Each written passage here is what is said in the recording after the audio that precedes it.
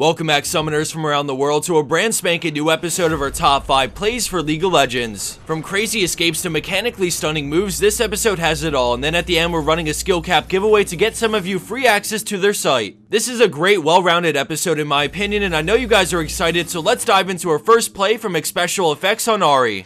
After taking some vision control of Dragon, the enemy team starts to collapse and she's forced to ult away from the tidal wave. Rumble lays down a beautiful equalizer as she moves back in, dashing to land a devastating Q on 2, dropping Nami instantly. Right after, she looks to help Lee Sin with a charm that connects on Shyvana, and then she turns with Caitlyn's ult as she hits another Q on 2, but this time she gets the double. With the remainder of the enemy team in full retreat, it's easy pickings from here as Alistar goes down for the quad, followed by some fresh scrambled eggs for the Pensa.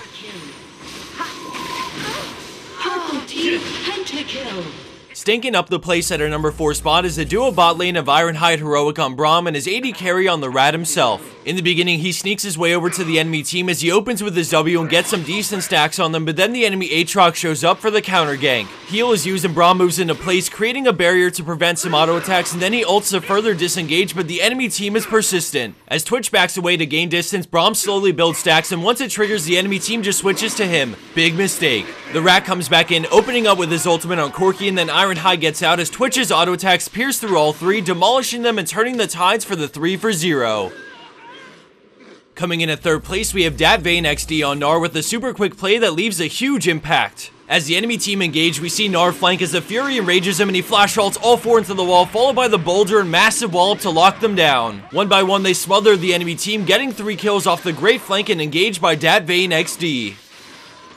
Juking his way into second place, we have J-Spawn 007 on Alistar, making the enemy team work hard to tame the bull. After picking up the easy cleanup kill on Corki, he moves in on Thresh, but we see more players on blue team collapsing on what they think are a couple of freebies. Amumu comes in, so Alistar immediately knocks Orianna away, and at this point, things aren't looking too great as the enemy Wukong joins in on the fight. After Lee gets out, Alistar's left all alone, but the friendly Rumble is currently in the river, so he doesn't stop fighting because he has backup coming, right?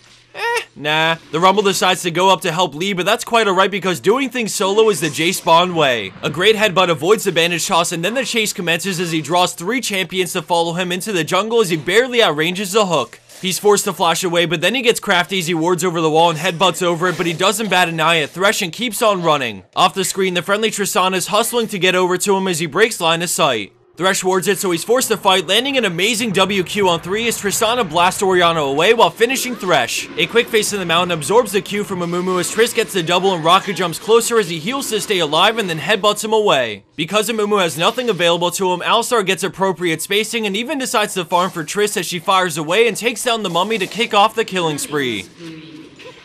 And for number 1 pro play for this week, we have Ansine on Yasuo with a legit 1v5 outplay, and keep in mind guys, he's 1-5 at the start. Before doing anything crazy, he picks up 2 charges of his Q to ready the tornado and then he moves in. We see a quick flash over the CC and then he knocks up Riven straight into his ult to drop her before turning to Lucian until his allies get into range. He keeps backing up until he has his Q ready, and after juking them out, he lands a knockup on 3, finishing Lee Sin, followed by a dodge on the charm, kill on Ahri, quad off Nami, and then the Pensa after dodging Lucian's piercing light.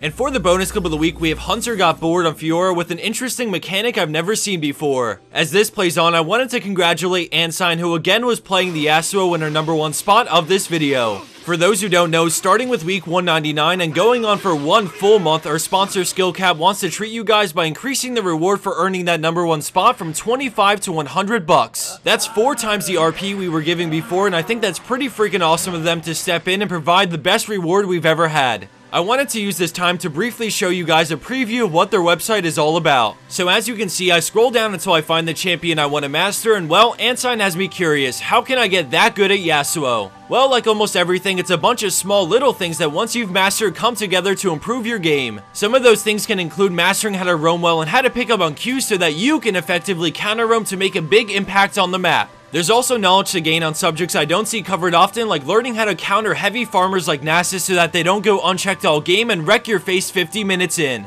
The information is all at your fingertips and it's all pre-planned out and then made by experts that are at least Diamond 1. The other thing that people seem to overlook when they're trying to improve is how up to date something is. For example, I went to a guide website to learn about Lucian and I came across some really credible guides from pro players. But it was 9 months old and at that point it's a toss-up for what's actually relevant. With a site as well up to date as this one, you know you're actually getting the best of the best information for whatever champion you're interested in learning about. There's such a vast pool of untapped knowledge waiting for you on SkillCap, so click on your screen or head over to the description box to see more. As a final note, if you guys drop a comment telling us what champion you'd love to learn more about, then you might just be selected as one of 5 to win free access to try out their site. Thanks for watching, everyone. I hope you liked the episode, and until next time, get out there on the Rift and show the world that you have what it takes to make the plays.